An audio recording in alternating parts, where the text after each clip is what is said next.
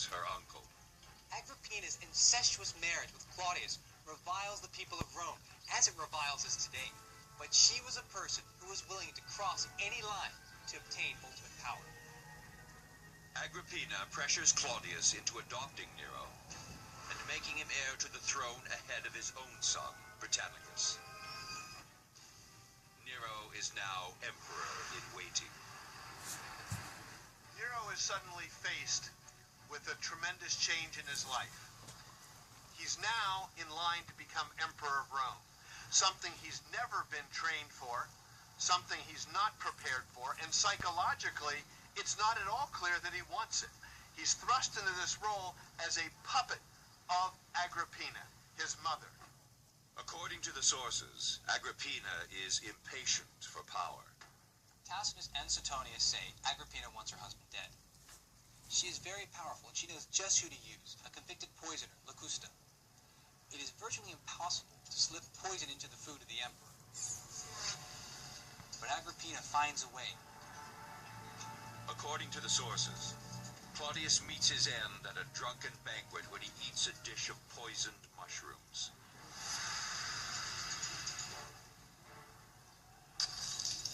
With Claudius out of the picture, Nero is crowned emperor.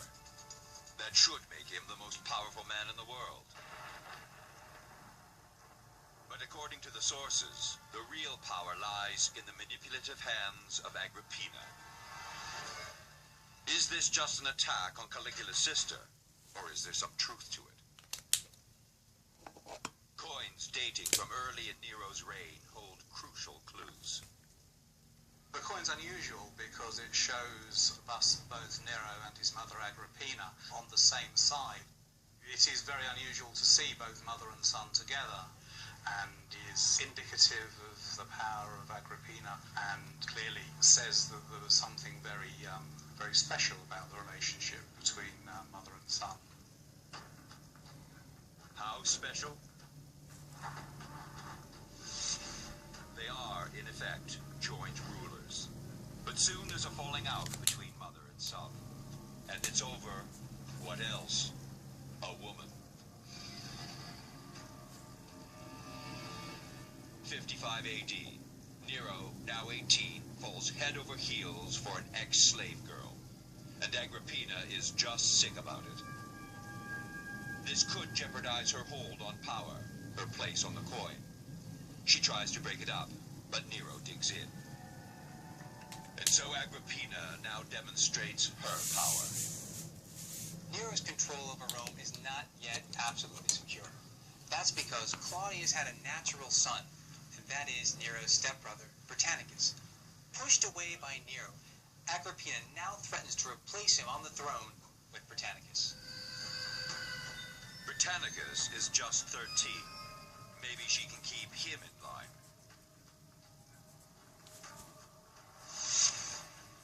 But before she can disown Nero and transfer her allegiance, young Britannicus tosses back a cup of wine, collapses in violent convulsions, and dies, foaming at the mouth. The whole thing looks fishy. Nero is quick to claim it was an epileptic fit. After all, epilepsy runs in the family. Uncle Caligula was always having fits. But Suetonius doesn't agree. He accuses Nero of homicide. Could Nero have poisoned Britannicus and got away with it? That's a question for a toxicologist.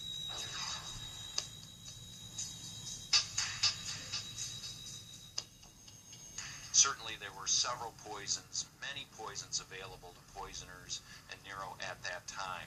There's three poisons that come to mind that this could have been. One is a cyanide component commonly found in fruit pits of the day. The other would be strychnine, and finally hemlock. The sources say Britannicus drank wine diluted with water, and that the poison was in that water. So if Nero did pull off murder, whatever poison he used had to be undetectable in water. One possibility, cyanide. It's found in peach pits, but you need a lot of them to make a lethal cocktail. The effects of cyanide on the human body is very profound. This can be rapidly fatal, but it's all about the delivery and making sure it's disguised.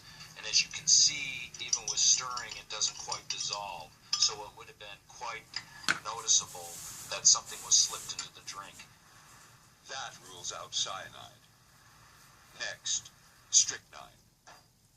The effects of strychnine poisoning on the human body is really quite remarkable.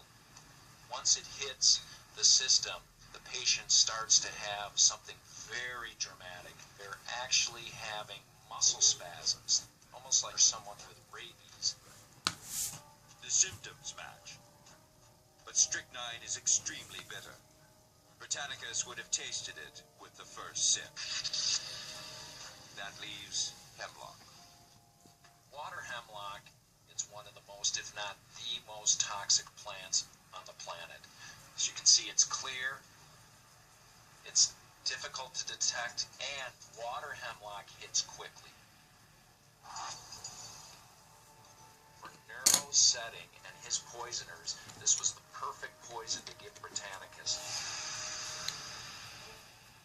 And what's most demonstrable, what's most famous about water hemlock is that it causes convulsions. It causes seizures, and with seizures, it would be easy for Nero to pass it off as his childhood disorder. So Nero, perhaps with the help of the poisoner Locusta, could have killed Britannicus. He had the means, the opportunity, and a very big motive. And there's something else that looks suspicious. Britannicus dies under strange circumstances. Stranger still are the funerary proceedings. They're hasty, they're abrupt, and they take place the next day without much pomp and circumstance, as would have been befitting of a person like Britannicus. Get rid of the evidence fast. Historians are convinced that this all points to the fact that Nero did murder his young stepbrother. He's openly committed murder to get what he wants, and that is a big, big step. With that, Nero moves out of the shadow of his mother, Agrippina. She's taught him well, and nothing is going to stop him now.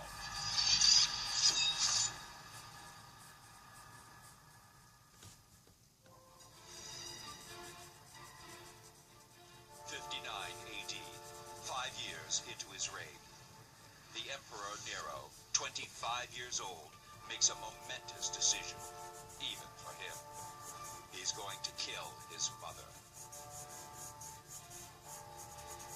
The reviled Agrippina is the only person standing between him and absolute power. He can't just kill her in cold blood. That'd be too much, even for a Roman emperor. Historian Darius Aria has come to visit the scene of the crime. He has to remain above suspicion. The sources say he makes it look like an accident. According to the historian Suetonius, Nero plans to bump Mama off with a booby trap and make it look like an accident. It's supposed to happen here, in the Bay of Naples. Nero invites his mother down from Rome to the festivity of Minerva. It's the perfect cover. And he greets her as she arrives in Baia with great fanfare. He puts her in a boat, a craft specially made just for her to view the festivities from. This boat is special because it's rigged. This sounds like a far-fetched story out of a James Bond movie.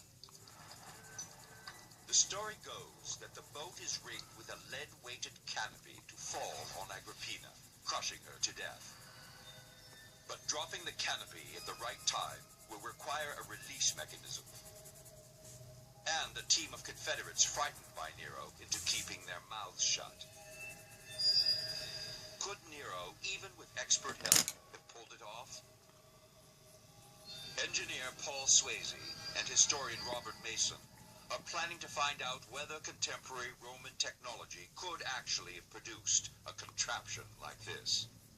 So this would be a good facsimile for a royal barge of Nero's period. The whole aspect of Roman society was about hierarchy, and the most important place in the hierarchy was in the bench, where you recline like this, and above her head would be this lovely canopy. So all it needs to do is fall on her head, and it's all over. And this is the scene of the crime, right here. Using the mast as an anchor point, a lead-weighted canopy could be raised directly over Agrippina's head. The only issue would be how you trigger off the weight. The Romans were skilled metal workers, known to fashion release systems like this. Here's my mass hanging off the bottom loop. Here's my point of contact, connected to a loop looping around the nose. The slight negative arc holds our loop in position, and when levered from the top, the child can release thousands of pounds that way. What you've basically drawn is quite a widespread Roman way of releasing a siege engine. Ah, yes. So, Excellent. so let's do it.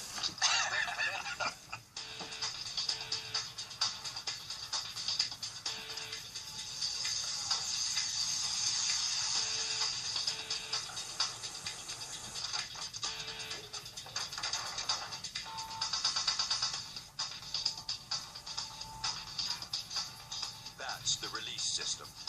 Now for the canopy.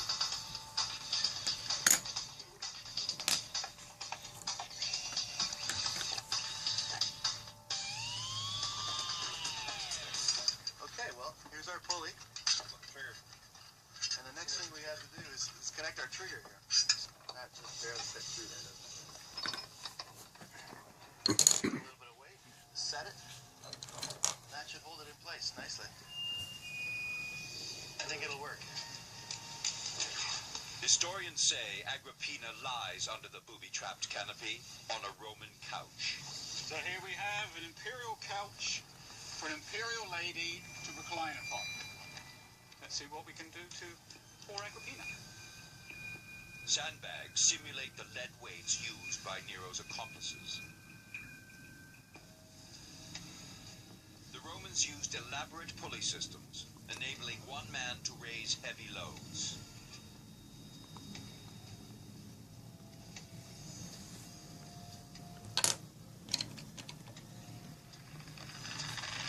It's showtime.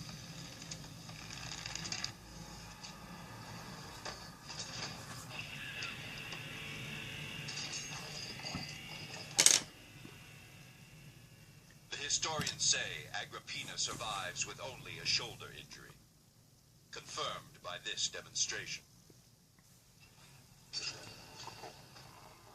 That's all the damage it probably would have done to her.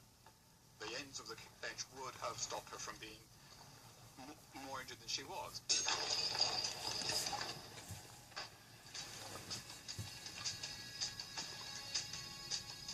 According to the historian Tacitus, the injured Agrippina swims ashore and flees to the safety of her villa. Tacitus says she puts two and two together and knows Nero is behind the attempt on her life. But she decides to try and defuse the situation by sending Nero a message that she believes the collapsing boat was nothing more than an accident. Nero's waiting in a villa not unlike this. When Agrippina's messenger rushes in and says that there's been an accident, Nero has to react quickly. Here the sources attribute to Nero quick intelligence. Takes a sword, throws it at the feet of the messenger that's been sent by Agrippina, and says that Agrippina has sent the messenger to kill him. Nero has the excuse he's been looking for, an attempted assassination by his mother. Anything he now does will be taken as an act of self-defense. It's a brilliant move. He goes from being the villain to the victim. Nero sends his Praetorian Guard to Agrippina's villa to finish the job. Agrippina bares her stomach and tells the guards to strike her in the womb that gave life to her killer. They do, and she dies.